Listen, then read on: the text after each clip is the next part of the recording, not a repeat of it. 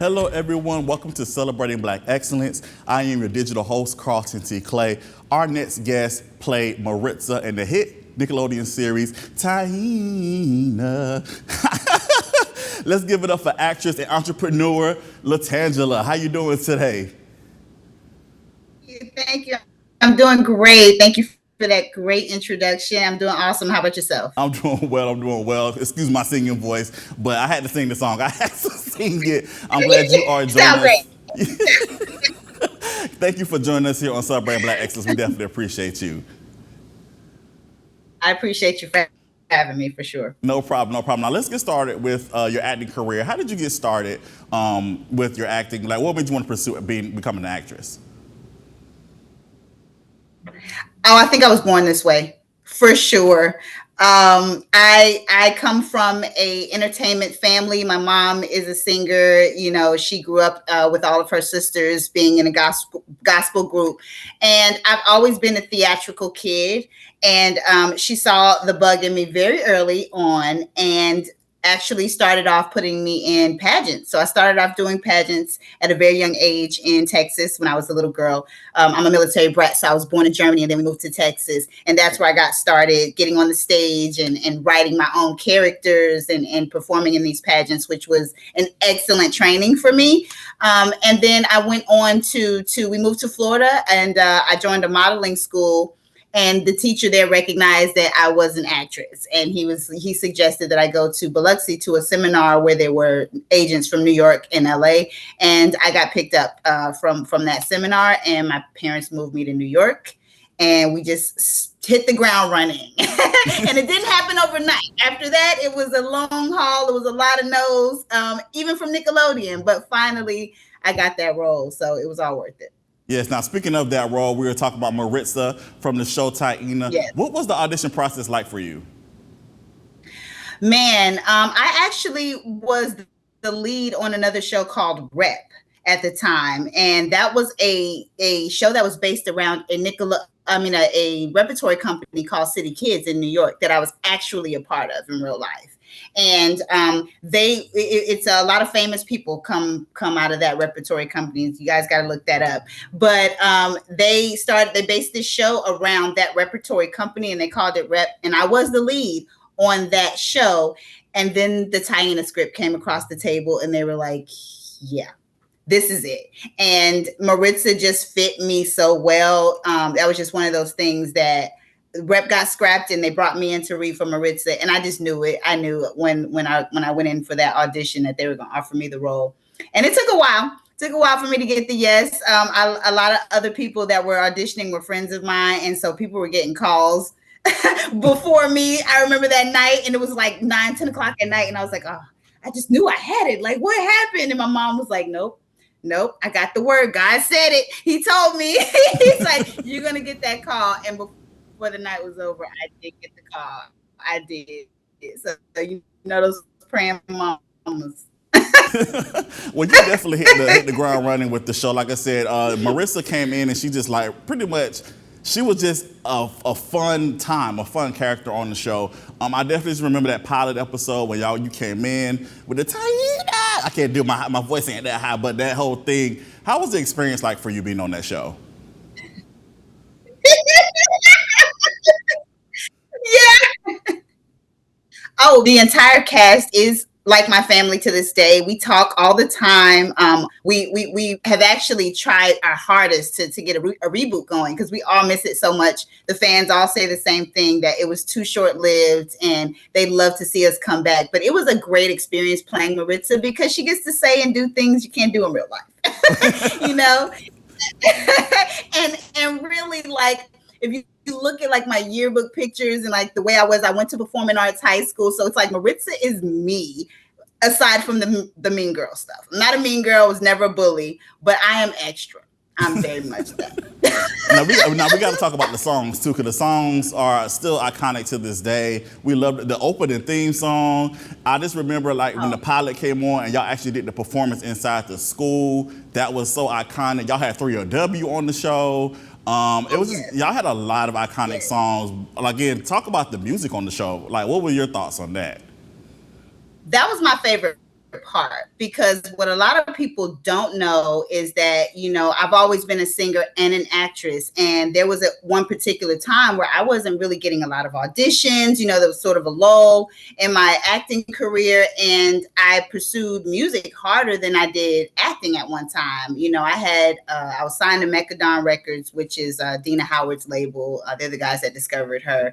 So I was signed to Nickelodeon, and I had a deal on the table with LaFace that, we didn't come to terms on.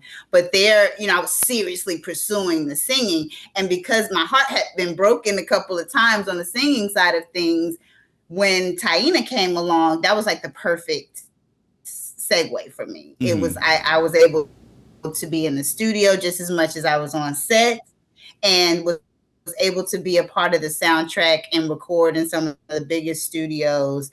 And yeah, like the guest stars on the show were amazing. It was just like we never knew who was coming. So having the privilege to kind of rub elbows with all of them. But yeah, like it was a blast being able to do the music. And to this day, all of the supporters are like still playing those songs and still asking me for music. So I am currently working on new music now and planning on releasing some of the old stuff as well. Okay, that's what's up. Now, as you mentioned again, You guys only had 2 seasons, short-lived. Y'all definitely should have more seasons, more episodes.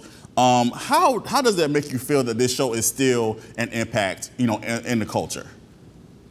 Man, I never take it for granted. I tell my supporters all the time, listen, with all the stuff going on in the world right now, you guys do not have to be thinking about us, and so anybody that is still watching the show on YouTube, still fighting for the show to be, at least even if we had the reruns playing on Paramount Plus, they would be happy to see that. Like, so just to see that same passion, and so many of them tell me, that they are entertainers, or that they pursue their passions because of the show, because they hadn't seen anybody that looked like them prior to our show. So the representation was before its time.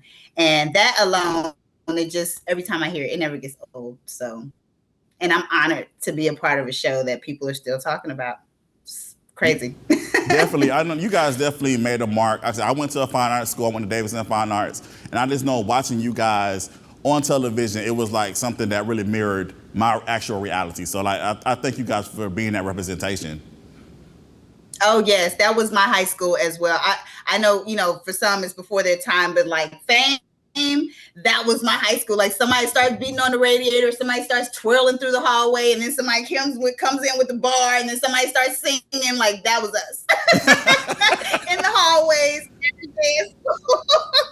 I came in with fur and sequins and patent leather, yes, every day. So. So in 2023, what do you think Maritza would be doing right now? Oh gosh, I think Maritza would have been like a one-hit wonder. Still thinking that she was the star, the superstar, still trying to make a comeback. But I think she probably has been through a few things at this point in time. So she low-key is probably a little bit more human than she was when she was younger. But I still feel like Maritza's going to always have her Maritza moments no matter what.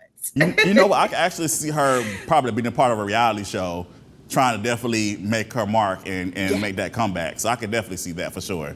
Oh, yeah. Oh, I know. That's what I always say. I was like, yeah, we had reality show shade before reality shows, before the Housewives and all that. Now let's talk about your entrepreneurship. You are the inventor and founder of Grease Bags. Can you please tell us about that? Yes. Yes, if you guys can see, they are behind me. Grease Bags. Yeah, that's the other side of me. I am a little bit of a nerd, and I love documentaries, and I'm a doer above all. And Grease Bags came out of an inconvenience in my kitchen. Literally, that's what it was. I was so tired of trying to figure out what to do with my grease, especially when I was raising my son as a single mom. You're limited on funds. We're not eating out every day. So I cooked a lot. I cooked a lot at home, and you don't realize how much, grease you accumulate just making fries or, frying fish or whatever. It's just a lot of grease. And so I was trying to figure out a better way to dispose of it. And I'm like, there's got to be a better solution. And so I start like Googling and looking up stuff and watching documentaries. And what I found out that it's more of an environmental problem than we realize. And it's a simple solution, just don't pour it down the drain, because there's so many after effects that happens with pollution and sewage backups and, pipeline replacements that cost the city hundreds of thousands of dollars. So I didn't know it was that big of a problem. I just want to throw my grease away in a better way. Right. And so I said, well, there's no solution for this that's convenient. Most residents don't even know it's that big of a problem. Maybe this is what I need to be doing. And so an all natural absorbent bag that absorbs up to 32 ounces of oil per bag. So one bag, you can keep filling it up and reclosing it until it's full. But my bags encapsulate your grease so they won't leak into your trash or into the earth. And they are BPI certified, so they are 100% biodegradable. It's zero plastic, zero waste. They will decompose on their own. So I thought of all these things, see it as a green solution. So much, but you can use coffee cans and jars, but then we can't recycle and repurpose those things. And we already have a waste problem. So I was thinking down the line, and grease bags, they can be used as a green energy resource. Like there's so many things that they can do. There's so many benefits to the product. So I'm proud of it. And I did end up on Shark Tank. So if you guys have Hulu, you can see season 8, episode 13. You can catch my episode. And that was an experience within itself. I'm a Shark Tank fanatic. So the fact that I actually ended up on that show is crazy. It's 40,000 people that apply for Shark Tank. That was going to be my next question. How was that experience for you? Man, I attended the open call for Shark Tank for 453 in line. I was number 453, and the line was wrapped around. I thought I was early, and then I pulled up, and I was like, oh my God, people had slept out there. I mean, tents were pitched. It was crazy. And I stood in that line all day. I mean, it was before the sun came up when I got in line, and I don't know, maybe about 1:00 that afternoon, they finally came out, gave out wristbands, and they're like, take a break and come back and pitch. And so we ended up having to take 9:00 that night. But, they were like, listen, if you don't hear from us, yeah, it was crazy. If you don't hear from us in 10 days, probably won't, try out again next year. And I did. I got my call maybe 9 days later, and it was round after round after round after that. Like, it is no joke. What you see on television is not, it's not scripted. It is a one take situation. And my process depends on what time of year you audition and how you apply, because you can apply online as well. My process was about 8 months. And it was just, like I said, round after round, a lot of due diligence. You really have to do that when it comes to your business, because it's a real thing. And then they fly you to LA, and you got to pitch again in front of the big guys, and they decide whether or not you actually go on air. So you can get sent home again, even when you go to LA. So, and they pick 180, and about 100 of those people actually air. Right. So even after you film it, you can get cut. It's just nonstop trauma over there at ABC. No, I love it. I love every second. No, seriously though, it was a great experience, and it's one of my proudest moments for sure. Awesome. Now you also have Child Star Central. Can you please tell us about that? Yes, Child Star Central is a page that a friend of mine and I created, Leon Frierson. He's from the Nickelodeon show All That.